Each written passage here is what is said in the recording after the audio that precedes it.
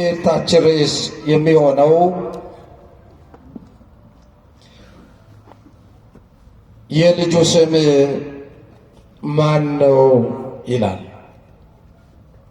የልጁ ስም ማን ነው? መጽሐፈ ምሳሌ ምዕራፍ 30 ቁጥር 4 እስከ 6 ያለውን ቃል በጥቂቱ እግዚአብሔር እንደፈቀደ እኔ ቆሜ እናንተ ተቀምጣችሁ ልዑል አምላክ እግዚአብሔር ያስተምረናል። በዚህ ርዕስ ነው የምንማማረው። እስቲ ቃሉን ከኔ ጋር በሉ።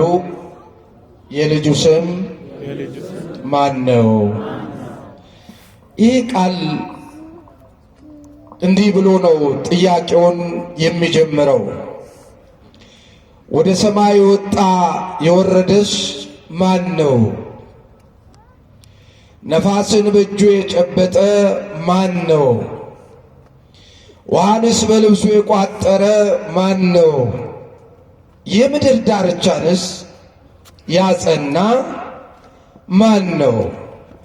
ይህን ታውቅ እንደሆን አለ። የአባቱ ስም ማን ነው? የልጁ ስም ማን ነው ብሎ ይጠይቅ። በጣም የሚገርም ጥያቄ ነው። ከሰማይ የወረደ ደግሞም የወጣ ንፋሳትን የጨበጠ ያዘዘ፣ በእጁ ጸጥ ያረገ፣ ውሃን በልብሱ የቋጠረ፣ ፍጥረትን ያዘዘ ካወከው ስሙ ማን ነው? የልጁ ስም ማን ነው ይላል። ለስም አጠራሩ ክብር ይሆንለት። ስሙ ማን ነው ነው የሚለው። እስኪ የልጁ ስም ማን ነው፣ አባቱስ ማን ነው ብለን እንጠይቅ። ብዙ ጊዜ በዚህ የልጁ ስም ዙሪያ ዓለም ይወዛገባል። ብዙ ሃይማኖተኞችንን የሚሉ ደግሞ የሃይማኖት አስተማሪ አድርገው ራሳቸውን በየሃይማኖታቸው ስፍራ የሾሙ ሰዎች በዚህ ስም እናስተምራለን ይላሉ። ደግሞ በዚህ ስም ሲቀልዱ ይኖራሉ። ግን ነው ወይ? የዚህ ስም ክብር ምንድን ነው? ይሄ ስም ማን ነው? እስኪ እንዲህ ካልን ይህንን ለማወቅ ወደ አዲስ ኪዳን ፈቀቅ እንላለን። ወደ አዲስ ኪዳን ፈቀቅ ስንል የመጀመሪያ ወንጌላዊ ዮሐንስ ማቴዎስ በምዕራፍ 3 ላይ ቁጥር 17 ላይ እንዲህ የሚል ቃል ታነባላችሁ። እነሆ ሰማያት ተከፈቱ ወይም ሰማይ ተከፈተ፣ ክርስቶስ ኢየሱስ በዮርዳኖስ ሲጠመቅ ከሦስት አካል አንዱ ወልድ ዋሂድ በዮርዳኖስ ወንዝ በእደ ዮሐንስ ሲጠመቅ ሰማይ ተከፈተ። የእግዚአብሔር መንፈስ ወይንም እግዚአብሔር መንፈስ ቅዱስ እንደ እርግብ ወይም በእርግብ አምሳል ወረደ። ቃልም ከሰማይ እንዲህ ብሎ መጣ፣ የምወደው ልጄ ይህ ነውና እሱን ምን በሉ ስሙት። ክብር ምስጋና ለስም አጠራሩ ይሁንና የምወልደው ልጄ እሱ ነውና እሱን ስሙት የሚል ድምፅ ከሰማይ መጣ። አብ በደመና ወልድ በአካል በፍጹም ተዋህዶ ቃል ሥጋ ሆኖ ከሁለት አካል አንድ አካል፣ ከሁለት ባህሪ አንድ ባህሪ፣ ፍጹም ሰው ፍጹም አምላክ ተብሎ በዮርዳኖስ ሲጠመቅ መንፈስ ቅዱስ ደግሞ እንደ እርግብ ሆኖ በእርሱ ላይ መጥቶ የባህሪ ሕይወቱ ሲያርፍበት አይተናል። ምስጢረ ሥላሴን በማየ ዮርዳኖስ አይተናል። ምስጢሩን የገለጠልን አምላክ በአንድነቱ በሦስትነቱ ክብር ምስጋና ለስም አጠራሩ ይሆንለት። እንዲህ ብለን እናምናለን። አባቱ ማን ነው ሲል አብ ማን ነው? አብ። ልጁ ማን ነው ስንል ወልድ እንልና የአዲስ ኪዳን ስሙን ስንጠራው ከቅዱስ ገብርኤል እንጀምራለን። እየሰማችሁ ነው? ስብከት አይደለም፣ ወቅታዊ ትምህርቶች ናቸው።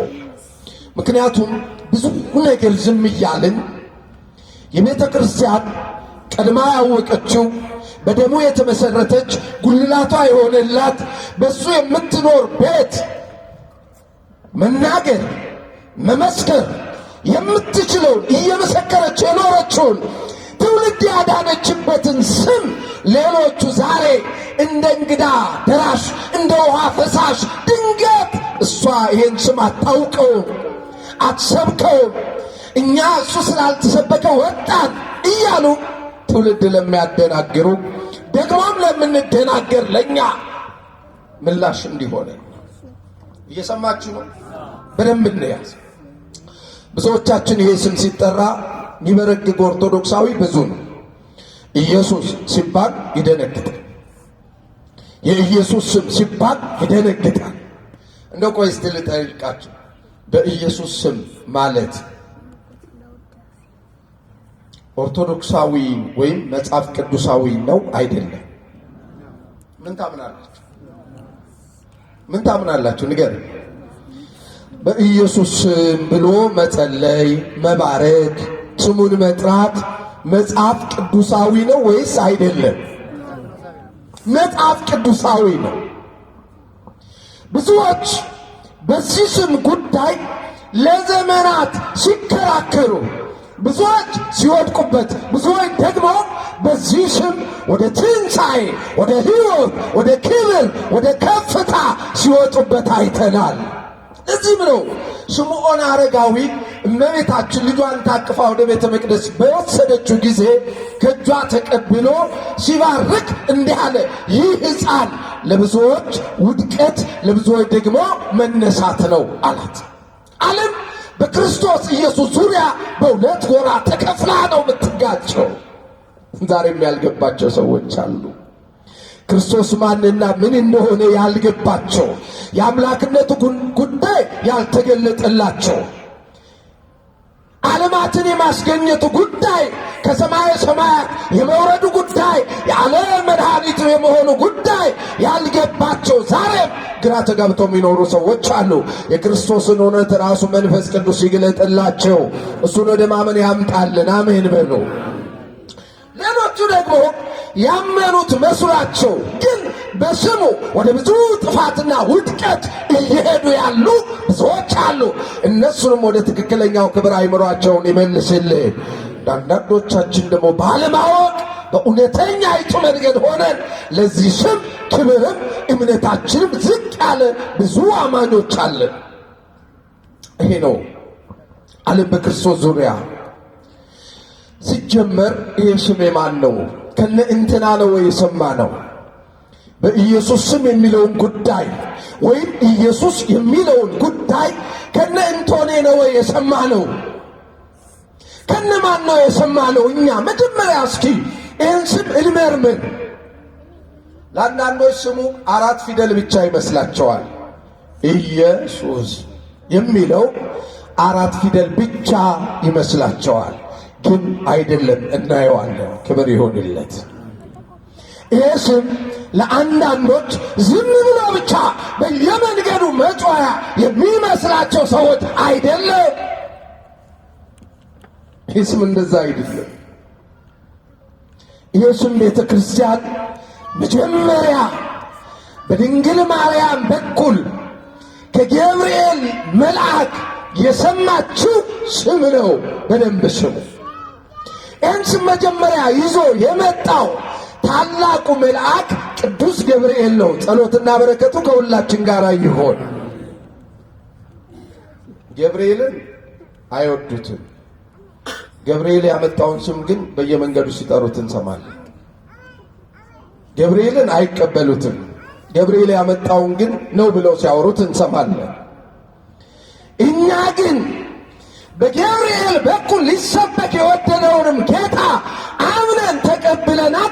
ቅዱስ ገብርኤልም የእምነታችን መስራችና ሐዋርያ የእምነታችን ራስና መሰረት የሆነውን የመጀመሪያውን አባትና አምላክ ክርስቶስን የሰበከልን ሰባኪና ጠባቂ፣ ጸሎተኛና መስካሪ አማላጅ እንደሆነ እንቀበላለን። እውነት ውሸት? እውነት ውሸት? የመልአኩ በረከት ከሁላችን ጋር ይሁን። ልብ አድርጎ ይህንን እንቀበላለን። ምን አለ? መጀመሪያ ይህን ስም የሰማችው እመቤታችን ናት። ጸሎተ በረከቷ ከሁላችን ጋር ይሁን። ምን አለ? መጣ አይደል? መልአኩ መጣ። እንደው ቃሉ ራሱ ደስ ይላል። በስድስተኛው ወር ገብርኤል መልአክ ናዝሬት ገሊላ ወደምትባል ወደ አንዲት መንደር መጣ። ወደዚያ መጣና ገባ። የድንግሊቱ ስም ይላል። የምኒቱ ስም የሚገርም ነው። ይኸውላችሁ መጽሐፍ ቅዱስ ላይ በጣም ይገርማል። ብዙ ደናግላን እኮ እስራኤል ውስጥ አሉ። ብዙ ደናግላን ዓለም ላይ አሉ። ግን ወደ አንዲት ድንግል ነው የሚለው። ወደ ስንት ድንግል? ወደ አንዲት። ሌሎቹ ድንግል ቢሆኑ በስጋ ሊሆን ይችላል፣ በህሊና ወይም ደግሞ በነፍስ ድንግል አይደሉም። እሷ ግን በሐሳቧም በስጋዋም በነፍሷም ድንግል የሆነች፣ ከእሷ በፊት እንዲህ ያለ ድንግልና ያለው አልተገኘም፣ ከእሷ በኋላም ያለው አልመጣም። አንድ የሆነች እሷና እሷ ብቻ። ለድንግልናዋ ክብር ምስጋና ይድረሳትና እሷና እሷ ብቻ። ከኋላ ማንም አልተነሳም፣ ከፊቷም ማንም አልነበረም። በዚህ ክብር በደንብ ስሙ። ወደ እሷ ገባና እንዲህ አላት፣ እጁ እየነሳ ጸጋን የተመላሽ ሆይ ምን ይበልሽ? እንደው ስለለመድነው ነው እንጂ ቃሉን ማንም ጸጋን የተሞላ የለም ከፍጥረት እንደሷ። ጸጋ ልዩ ልዩ ነው። እየሰማችሁ ነው? ጸጋ ምንድን ነው? ልዩ ልዩ ነው። አንደኛ ቆሮንቶስ ምዕራፍ 12ን ስታዩት ጌታ አንድ ነው፣ መንፈስም አንድ ነው፣ የጸጋ ስጦታ ግን ልዩ ልዩ ነው ይላል። ለአንዱ ማስተማር፣ ለአንዱ መጸለይ፣ ለአንዱ መፈወስ፣ ለአንዱ መተርጎም፣ ለአንዱ ቤተ ክርስቲያንን ማገልገል ይሰጠዋል። ምክንያቱም ሁሉም አንድ ጸጋ ምን አይልም አይሰጥም። ለእሷ ግን እናትነት፣ ድንግልና፣ ምልጃ፣ ጸጋ፣ አገልግሎት፣ ሰማዕትነት፣ መሰደድ፣ ይህን ሁሉ ጸጋ ጠቅልላ የተቀበለች ጸጋን የሞላብሽ ሆይ የተባለች አንድ ጸጋ። አንዳንድ ሰዎች አሁን ማርያም እንደዛ አታስቡት። እመቤታችን ጸጋ የተሰጣት ብቻ ሳትሆን የጸጋውን ባለቤት ራሱ የፍጥረት ሁሉ የመዳን ጸጋ የሆነውን ክርስቶስን የወለደች እናት ናት። ክብር ምስጋና ለስሟ ይሁንና ይህንን ያስገኘች። አንዳንዶች ይገርመኛል፣ ጸጋዋ እንዲህ ነው ወልዳለች፣ በቃ ኧረ ተው፣ ጸጋ ይሰጠኛል ለምትለው ለእግዚአብሔር፣ ለእሱ ለክርስቶስ ኢየሱስ ለፍጥረት ሁሉ የመዳን ጸጋ ለሆነው ጌታ እናት የሆነች ታላቋ እመቤት ድንግል ማርያም ናት። ወንድሜ ጸጋ የተሰጣት ብቻ አይደለም፣ ጸጋንም የወለደች ናት። ለያት። እሷን ስትናገሩ ለየት አድርጓት። ምክንያቱም እኛ ሳንሆን የለየናት ራሱን የለያት። እናም ጸጋን የተመላሽ ምን ይበልሽ? ደስ ይበልሽ፣ እግዚአብሔር ከአንቺ ጋራ ነውና፣ ከአንቺ ጋራ ነውና ትጸንሻለሽ፣ ወንድ ልጅ ትወልጃለሽ፣ ስሙንም ሉቃስ 1 ቁጥር 26 ጀምራችሁ እስከ 38 አንብቡት። ስሙንም ማትይዋለሽ፣ አቤት ኢየሱስ ትይዋለሽ፣ እሱም ሕዝቡን ከኃጢአታቸው ሁሉ ምን ያደርጋቸዋል? ያድናቸዋል። ክብር ምስጋና ለስሙ አጠራሩ ይሁንና ያድናቸዋል ተብሎ ነው። አንድ ያዙት። ሁለተኛው አሁንም ሊቀ መላእክት ቅዱስ ገብርኤል መጥቶ ሁለቴ ነው የመሰከረው። ለአንዳንዶች ለእመቤታችን ብቻ የነገራት ይመስላል። ለእመቤታችን አበሰራት። ምን አላት? አበሰራት። ደስታን ነገራት። ክብርሽ ልዩ ነው፣ ጸጋ ተሞልተሻል፣ እግዚአብሔር ከአንቺ ጋር ነው፣ ምትወልጁ መድኃኒት ነው፣ ምትወልጁ አምላክ ነው፣ ምትወልጁ እሱ ቤዛ ነው፣ ምትወልጁ እሱ የእኛ ንጉሥ ነው እያለ አበሰራት። ክብሯን ከፍ እያደረገ መጣና ደግሞ በጸነሰች ወራት ዮሴፍ ትቷት ሊሄድ አሰበ ይላል። በልቡ ትታችኋት ድንግል ማርያምን ለመክዳት ልቡ የሚያስብ ካለ መንፈስ ቅዱስ ልቡን ይመልስለት። ዮሴፍ ታሪኩ ሰፊ ነው። ጓደኛው ፈላስፋ ዮሐንስ ጋር ደርሶ ሲመጣ ቺን ሴት እስራኤል ድንግል ሆና አስረክበውሃል፣ ግን ጸንሳለች አለው።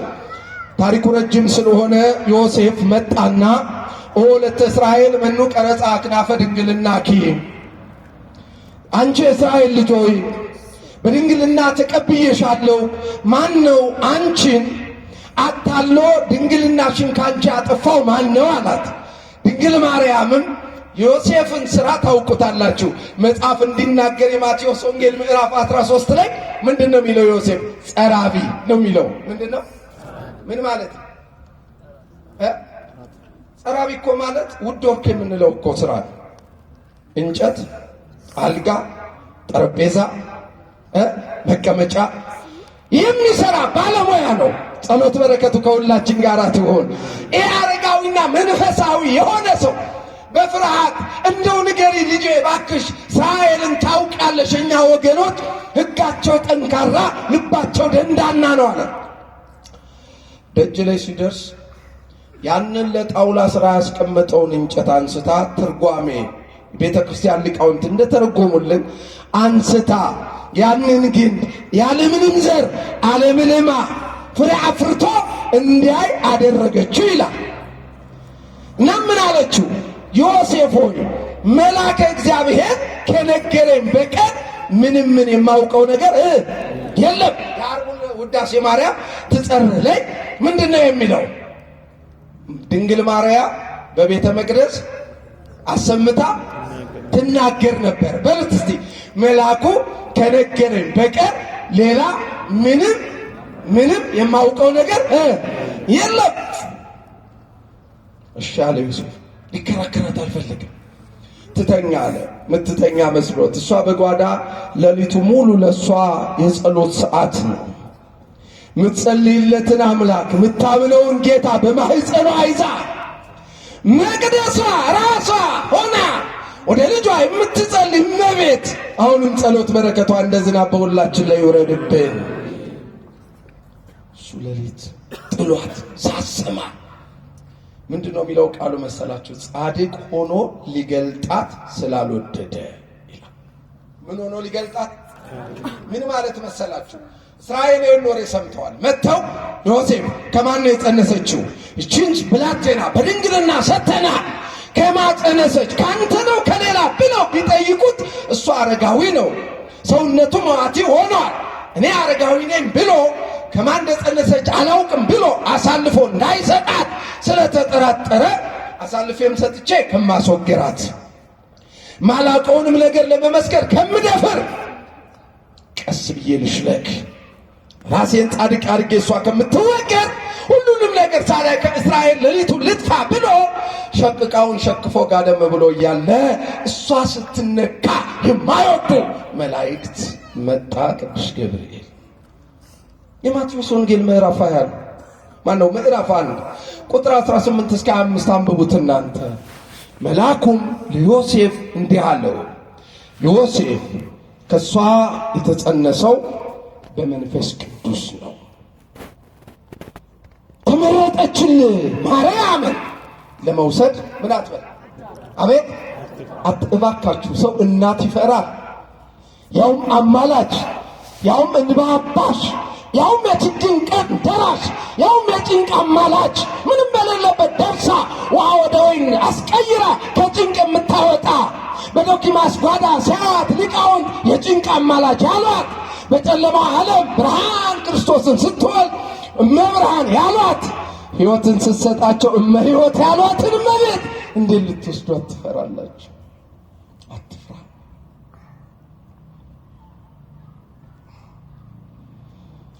ከሷ የተጸነሰው ከመንፈስ ቅዱስ ነው። እና የነቢዩን ቃል ላስታውስ። እነሆ ድንግል ትጸንሳለች፣ ወንድ ልጅም ስሙንም አማኑኤል ይባላል። ትርጓሜውም እግዚአብሔር ከኛ ጋር ሆነ ማለት። እግዚአብሔር ከኛ ጋር ሆነ ማለት በረድኤት አይደለም። የአማኑኤል ትርጓሜው በረድኤት ሆነ ማለት አይደለም። አሁንም እግዚአብሔር በረድኤት ከኛ ጋር ነው፣ ስሙ የተመሰገነ ይሁን። በረድኤት በምህረት በይቅርታው በጥባቆቱ ከኛ ጋር ኖላዊ ትጉ ስለሆነ። ነገር ግን አማኑኤል የሚለው ትርጓሜ በረድኤት ብቻ የሚያወራን አይደለም። በተዋሂዶ ከኛ ጋር ሆነ፣ ፍጹም ሰው ፍጹም አምላክ ተባለ ማለት። እግዚአብሔር ከኛ ጋር ሆነ፣ እግዚአብሔር እኛን ሆነ፣ እኛነታችንን በድንግል ማርያም በኩል ወሰደ፣ ተዋሃደ። ከስጋዋ ስጋ ከነፍሷ ነፍስ ነስቶ በፍጹም ተዋሂዶ ፍጹም ሰው ፍጹም አምላክ ተባለ። ቃል ስጋ ሆነ ማለት ነው። ደግሞ ይኸውልህ አሁን የሚጠራበትን ስም እሷ ስትጠራው ትሰማለህ።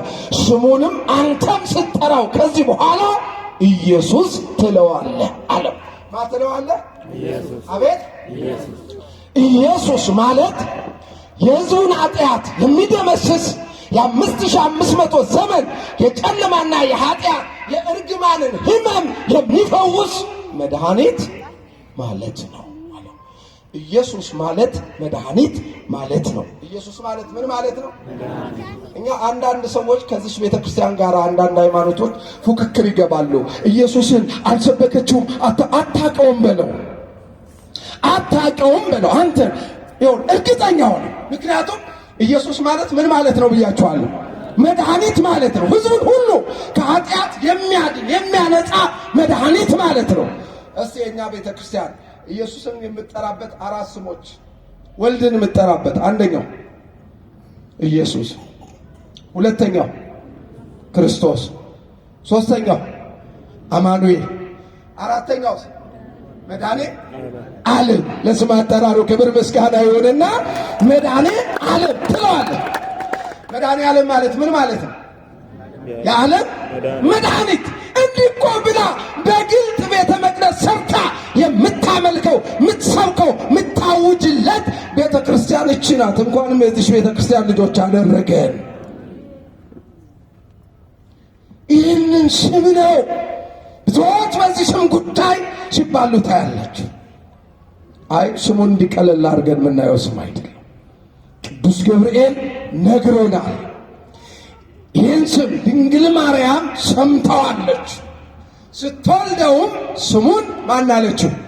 ማናለችው? እንደው የመጀመሪያው ኢየሱስ ብላ የጠራችው ያውም ልጄ ስምህ ኢየሱስ ነው ብላ ከአብ ተልኮ መልአኩ ይዞ የመጣውን ስም የሰየመችውን ድንግል ማርያምን ገፍተ ድንግል ማርያምን ትተ ኢየሱስን አንጠልጥለ የሚሆን ነገር የለም። እንዴት ከሷ ሰምተ ከገብርኤል ሰምተ ገብርኤልን መስደብ አይከብድም? ከሷ ሰምተ ይህንን ስም መጥራት አይከብድ? ማን ነው እሷን መጥራት አይከብድህም ወይ? እንጠይቃቸው። በየመንገዱ ይጨብቁና ብዙዎች አሁን እንደው እግዚአብሔር ያስታክስልን፣ አሜን በሉ። እንደው ማለፊያ ማግደሚያ ነው ያጣ። እንደው ሕግ ባለበት ሀገር እንደው ይከብዳል። አንዳንዴም እንደው ነፃነት ገደብ አለው። ቄስ እየጎተቱ ተጓዥ እየጎተቱ ኢየሱስ ጌታ ነው፣ ኢየሱስ ያድናል። ቆይ ኢየሱስ ያድናል አያድንም? ያድናል። አቤት ያድናል አያድንም? አድኖናል። አሁንም እያዳነን ነው፣ ወደፊትም እኛ እኮ አንዴ አይደለም። እነሱ ያድናል ይሉናል፣ አይ እኛ ደግሞ እንዲህ እንላለን። ኢየሱስ አድኖናል። ኢየሱስ ምን ብሎናል? አሁንም እያዳነን ነው። አሁንም ምን እያደረገን ነው? ወደፊትም ምን ያደረገናል? ያድነናል። ክብር ምስጋና ለስም አጠራሩ ይሆንና እንዲህ ነው የምናምነው። ድነናል፣ እየዳን ነው፣ እንድናለን ብለን የምናምን አማኖች ስሙ 3 ጊዜ እቺ ምድር እስክታልፍ ከተገለጠበት እስክታልፍ ድረስ የሚያድን ስም ነው። ስሙ ብሩክ ይሁን። ምን ሆናችኋል? ይኸውልህ አዳኝ ትለዋለች፣ ሕዝቤን ያዳነ ትለዋለች ቤተ ክርስቲያን። አንድ ዕለት ዕለት ደግሞ ከምንሰራው ኃጢአት ምን የሚለን በንስሐ ምን የሚለን የሚያድነን እንላለን። ከዛ ደግሞ ሲመጣ ኑ ብሩካኑ ለአቡዬ ብሎ ከርደተ ገሃነም ምን የሚያደርገን የሚያድነን ያዳነን እያዳነን ያለ ወደፊትም ገና የምንድንበት ምንድነው? ስም ነው። ለዩ። እኛና እነሱ ጋር ይለያል። በጣም ነው የሚለየው። ኢየሱስ የሚለውን ስም አታቅልሉት። ይኸውላችሁ አንዴ ሐዋርያትን የሐዋርያት ሥራ ምዕራፍ 3 ላይ ከቃሉ ጋር ናቸው። እግዚአብሔር ከሁላችን ጋር ይሁን። የሐዋርያት ሥራ ምዕራፍ 3 ላይ አባታችን ቅዱስ ጴጥሮስና አባታችን ቅዱስ ዮሐንስ ለጸሎት ወደ ቤተ መቅደስ ሲሄዱ በር ላይ ለ41 ዓመት ነው የሚለው ቃሉ። ለ41 ዓመት ሲለምን የኖረ ሰው አለ። እግሩም እጁም ሽባ ነው። ከዛ ቅዱስ ጴጥሮስና ቅዱስ ዮሐንስ ወደ ቤተ መቅደስ ሲደርሱ መተዳደሪያው ልመና ነው። ቤተሰቦቹ ያመጡታል፣ ማጣዋት ቤተ መቅደስ ያስቀምጡታል፣ በር ላይ ይሄዳሉ። ማታ ይመጣሉ፣ የለመነውን ሳንቲ ይቀበላሉ፣ ወደ ቤት ይወስዱታል። ጠዋት ደግሞ ይለምኑበታል አምጥተው። ሌላማ ሰርቶ ስለማይበላ ቤተሰቦቹ እንዳይጥሉት መለመኛ አድርገውታል። አሁን ሀገራችን ውስጥ አብሶ እዚህ ዋና ከተማችንና ትልልቅ ከተሞች ላይ ብዙ የሚለመንባቸው ሕፃናት፣ ብዙ የሚለመንባቸው አረጋውያን፣ ብዙ ቁጭ ብለው ቢዝነስ የሚሰራባቸው ችግረኛ የሰውን ችግር ቢዝነስ ያደረጉ ብዙ ሰዎች አሉ። እግዚአብሔር ያስታግስልን። እና ይህ ሰው ለቤተሰቡ ቢዝነስ ነው፣ ገቢ ነው። ለሱ ደግሞ ከዚህ ውጭ መኖሪያ የለውም። ልክ ሲደርሱ ስለ አብርሃም አምላክ፣ ስለ አዶናይ፣ ስለ ያህዌ ብላችሁ እርዱኝ እያለ ሲጮህ ጴጥሮስ ዘወር አለና ተመየጥ መንገሌነ፣ ወደኛ ተመልከት። እኛ የምንሰጥ ብር ወይም ወርቅ በእጃችን ላይ የለም፣ ግን አንድ ውድ ስጦታ አለ። አብ ለዓለም የሰጠው እሱ ሕይወቱን ለዓለም አሳልፎ የሰጠው መንፈስ ቅዱስ ያከበረው ውድ ስም አለ። ይሄ ስም ደግሞ ከዚህ ሁሉ ችግር ገንዘብ፣ ስልጣን፣ ሀብት፣ የተመኘውን ወርቅ ብታገኝ ከማይፈታ ችግር ሁሉ ሊፈታ የሚችል ስም ነው። እሱም የናዝሬቱ ኢየሱስ ነው። በዚህ ስም ተነሳና ተመላለስ አለው ጴጥሮስ። ሰውየው ለ41 ዓመት ከታሰረበት እስራት ተፈቶ እየዘለለ አዳነኝ እያለ ወደ መቅደስ ገባ ይላል። ክብር ምስጋና ለስም አጠራሩ ይሁንና አዳነኝ እያለ ሰው ሁሉ ጸሎቱን አቋርጦ ይሄ የሚለምነው አይደለም? የሚጮህ አይደለም? ይህ ሳንቲ ከኛ 40 ዓመት ሙሉ የለቀመ አይደለምን? አዳነኝ፣ ዳንኩ፣ ተፈታው፣ የኢየሱስ ስም ነፃ ወጣኝ እያለ ሲመሰክር ህዝቡ ሁሉ ሰማ። አይሁድ ተደናገጡ። ሐዋርያት ጴጥሮስና ዮሐንስን ወሰዱ፣ አሰሯቸው። ወዲያው አመጡና ህዝቡ ስለሚሰማቸው ሁከት ይፈጠራል እና እናስጠንቅቃቸው አሉ። አመጡና ሁለተኛ አሏቸው። እየሰማችሁ ነው? ሁለተኛ በዚህ ስም እንዳታስተምሩ ቤቱ ሲሏቸው፣ በኢየሱስ ስም፣ በኢየሱስ ስም ሁለተኛ ብታስተምሩ ትታሰራላችሁ፣ ትገረፋላችሁ፣ ትቀጣላችሁ ከዚህ በኋላ አሏቸው። የሚገርም ነው። ጴጥሮስም ዮሐንስም ድምፃቸውን ከፍ አድርገው ከሰው ይልቅ ለእግዚአብሔር ልንታዘዝ ይገባናል አለያ። ከእግዚአብሔር ይልቅ ለሰው ልንታዘዝ አያስፈልግንም። የምንታዘዘው ለማን ነው? ለእግዚአብሔር ነው።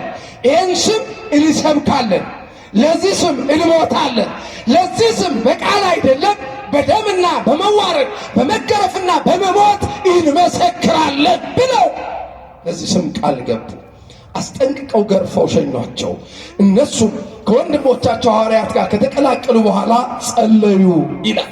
ሲጸልዩም ሰማይን ምድርን የፈጠርክ የሐዋርያት ሥራ ምዕራፍ 4 ላይ ሰማይና ምድር ባህርና ሁሉን የፈጠርክ ጌታ ሆይ አንተ ሁሉም ፈጥረሃል፣ ዓለምን ደግሞ በአንድ ልጅ አድንሃል። አሁንም ለሰው ልጆች ሁሉ ጸጋና ምሕረትን በኢየሱስ ስም እንድትሰጥ እንለምንሃለን። በማስም ልክ ይህን ስም ሲጠሩ ይህን ጸሎት ሲጸልዩ መንፈስ ቅዱስ ሞላባቸው፣ ምድርም ተለዋወጠ ይችላል። ክብር ምስጋና ለዚህ ስም አጠራር ይሁንና ይሄ ሆነ ይላል። ይኸውላችሁ የኢየሱስ ስም ሐዋርያትን ያስገረፈ ስም ነው። ይህ ስም ብዙ ሐዋርያት ደም ደም የከፈሉበት፣ አጥንት የከሰከሱበት፣ የተሰደዱበት፣ ተገረፉበት፣ ዋጋ የከፈሉበት ስም ነው። ይሄ ስም ነገስታቱን ከቤተ መንግስት ያወጣ ወደ ገዳም ያመነነ ስም ነው። ይሄ ስም ብዙ ሰማዕታትን የዚህን ዓለም ክብር አስጥሎ ይህን ዓለም ክብር በቃኝ ብለው ስለዚህ ስም አጥንታቸውን እንዲከሰክሱ ዋጋ እንዲከፍሉ ያረገ ታላቅ ስም ነው። አቅለን የምናየው ስም አይደለም። አባ ኤፍሬም ሰማዕታት የዚችን ዓለም ጣዕም በእውነት ምን አሉ? ናቁ። ደማቸውን ስለ እግዚአብሔር አፈሰሱ። ስለ መንግሥተ ሰማያትም መራራ ሞትን ታገሱ። እንደ ይቅርታ ብዛት ምን በለን? ይቅር በለን። ቅድስት ሆይ ለምኝልን ይላል። ይሁላችሁ የሰማዕታት ዋጋ የከፈሉበት ስም ነው። ዝም ብሎ ማንም በየሜዳው በ200 ብር መጽሐፍና በ700 ብር ከረባት የሚጮህበት ያላግጥበት ስም አይደለም።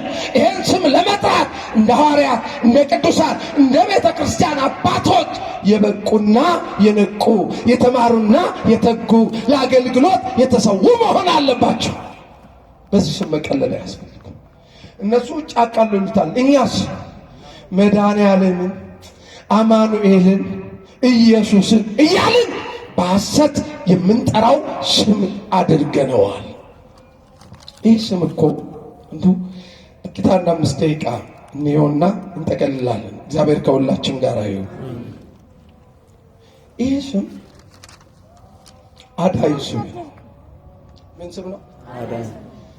ኢዩኤል 2:29 የሐዋርያት ሥራ ምዕራፍ 2 ቁጥር 22 እስከ 28 እንዲህ ይላል፣ የጌታ የእግዚአብሔርን ስም የሚጠራ ሁሉ ይድናል። እስቲ በሉ የጌታ በሉ እግዚአብሔርን ስም የሚጠራ ሁሉ ምን ይላል? ይድናል። በእምነት በሃይማኖት በፍጹም መፍራት በፍጹም መንበርከክ ለዚህ ስም በፍጹም ክብር ለሚጠራ ሁሉ የሚያድን ይቅር የሚል አበሳ የሚደመስስ ጠላትን የሚጥል ታላቅ ሕያው ስም ነው። ቤተ ክርስቲያን ስትጸልይ ስምከ ሕያው ዘኢይመውት ትለዋለች። የረቡዕ ሊጦልኝ የማይሞት ሕያው ስም፣ የማይደክም ሕያው ስም፣ የማይዝል ሕያው አምላክ ብላ ትጠራዋለች። በሌላኛው በቅዳሴዋ ላይ ስምህን ሰምቶ ሞት ይደንግጥ፣ ቀላያት ይሰንጠቁ፣ አለማመን ይራቅ፣ ከክርስቶስ ይልቅ ወርቅና ብርን ወጥተው ሃይማኖት የሚክዱ የሚያጠፉ ይነቀሉ፣ ቁጣ ቢሆን በዚህ ስም ጸጥ ይበል። አይገርም? ስምህን ሰምቶ ይህ ስም እኮ ሞት የደነገጠለት እስራት የፈታ ዓለምን ያዳነ ስም ነው። 4 ፊደል ብቻ አይደለም። ይሄ ስም አንደኛ፣ ይሄ ስም ንጹሕ ደም አለው። ይሄ ስም ምን አለው? ተናገር። ንጹሕ ደም፣ ሕይወት የሆነ ደም አለው። የኢየሱስ ክርስቶስ ደም ይላል ሐዋርያው በአንደኛ ዮሐንስ ምዕራፍ 1 ቁጥር 7 ላይ የኢየሱስ ክርስቶስ ደም ከኃጢአት ሁሉ ምን ያደርገናል? ያነጻናል ይላል። የማደም ደም ያለው ስም፣ ሕያው ደም፣ ቅዱስ ደም፣ አምላካዊ ደም፣ አዳኝ ደም ያለው ስም ነው ይሄ ስም። ዝም ብሎ ለአንዳንዶች መጽሐፍ ላይ እንዳነበቡት 4 ፊደል ብቻ አይደለም። ንጹሕ ደም ያለው፣ ዓለምን ያነጻ ደም ያለው፣ የቀደሰ ደም ያለው፣ ሕይወት ያለው ደም ያውም እንዲህ ነው ያለ ማቴዎስ 26:26 ላይ ጽዋውንም አንስቶ ባረከ፣ እንዲህ አላቸው፣ እንኩ ከዚህ ጠጡ፣ ይህ ለብዙዎች የሚፈስ የብዙዎችን ኃጢአት የሚያስርቅ የዓለምን ኃጢአት የሚያስወግድ የሐዲስ ኪዳን ምኔ ነው? ደሜ ነው። ያዝግ ዮሐንስ ወንጌል ምዕራፍ 6 ቁጥር 40 ጀምረ ስታነብ ሥጋዬ የበላ ደሜን የጠጣ ምን አለው? የዘላለም ምን አለው? ይሄ ሕይወት የሆነ ደም ያለው ሕይወት የሆነ ቅዱስ ሥጋ ያለው ስም ነው። ለዚህ ነው የቤተ ክርስቲያንን ጸሎት ልብ አድርጋችሁ ሰው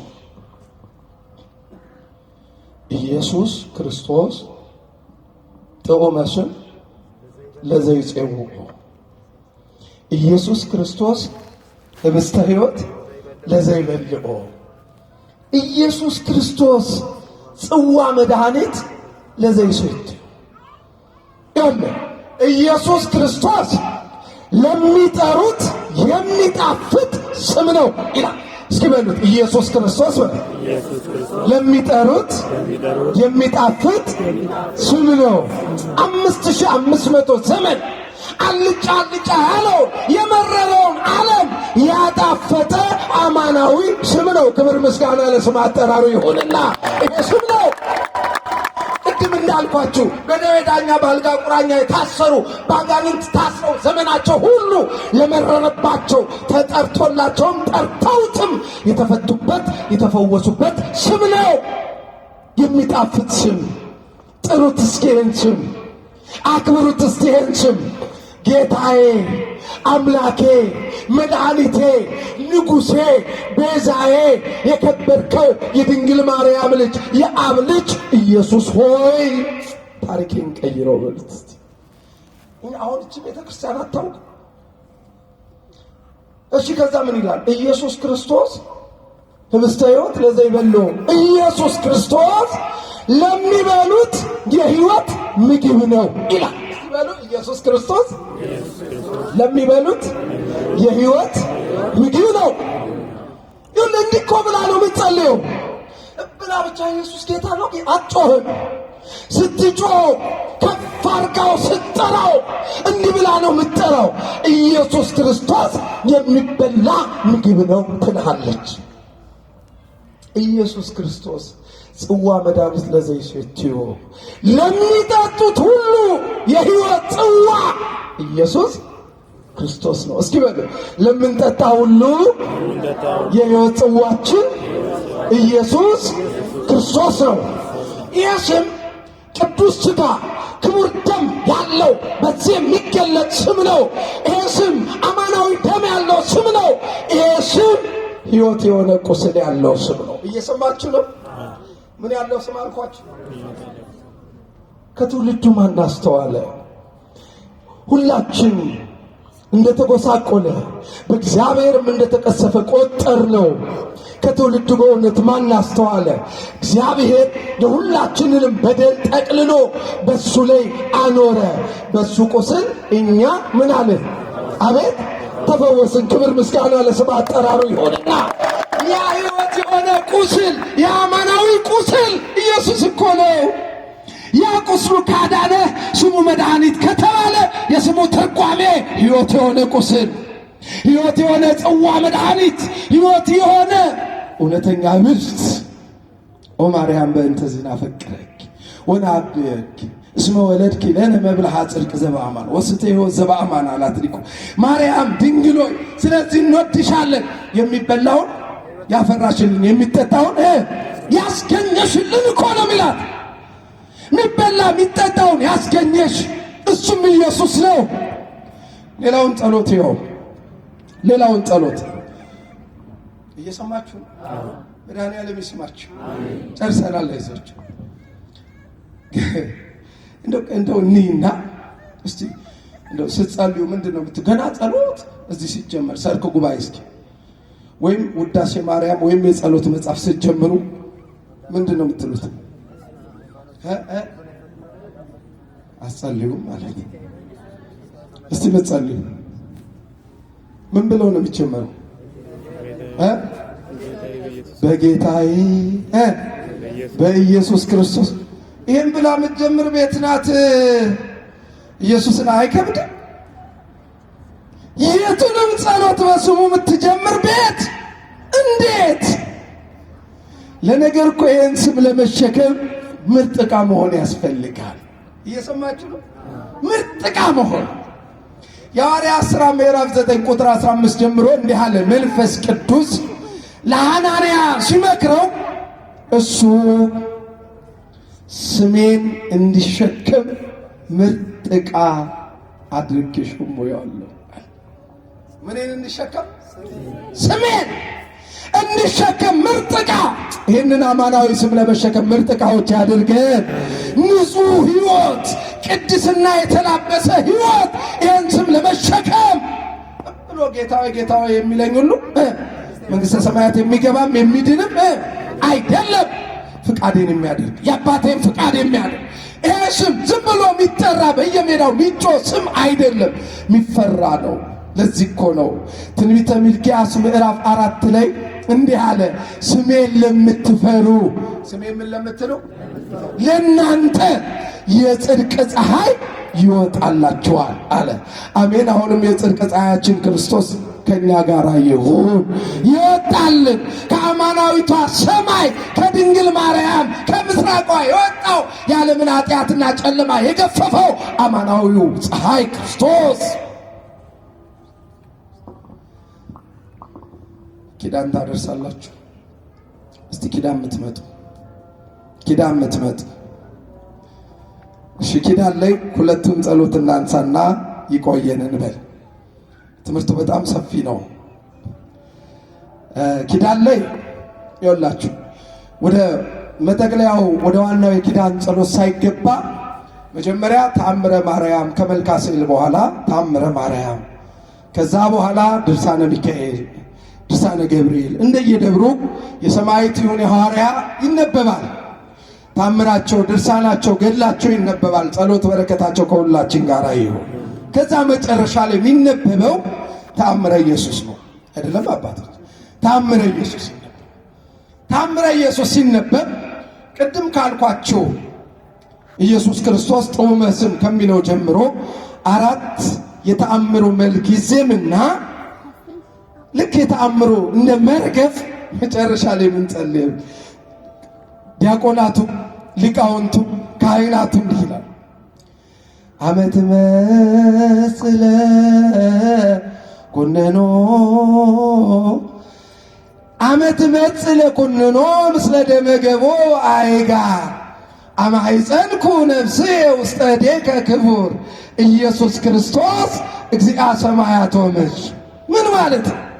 ለፍርድ ዓለምን ለማሳለፍ ለጻድቃን ልትፈርድ ኃጥአን ላይ ልትፈርድባቸው 5ቱን ዓለማት ልታሳልፍ ወደማያልፈው መንግሥት ልትወስደን ስትመጣ ምስለ ደመገቦ አይጋር ከተወጋው ጎን ከተወጋው እጅ ጋራ። ምክንያቱም ራእየ ዮሐንስ ምዕራፍ 1 ላይ ይመጣል፣ የወጉት ሁሉ ያዩታል፣ ዋይ ዋይ የሚላሉ።